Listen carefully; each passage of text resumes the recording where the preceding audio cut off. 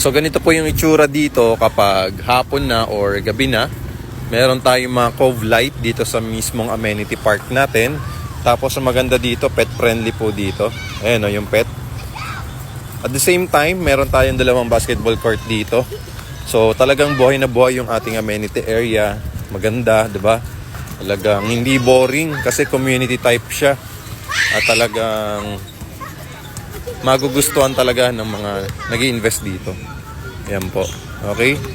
So, sa mga gustong mag-inquire, sa mga gustong mag-viewing dito, sa mga gustong mag-avail, meron pa po tayong promo dito. Ayan, no? So, napakalawak ng area. Nasa 1.3 hectares amenity to. So, nandun yung children's playground, outdoor gym, tapos yung clubhouse.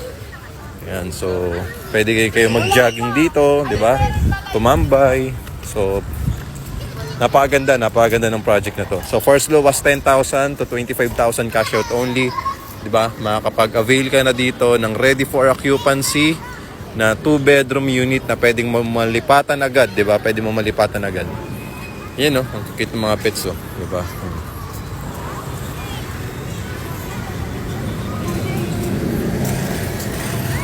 So, follow kayo sa mga gustong mag-inquire.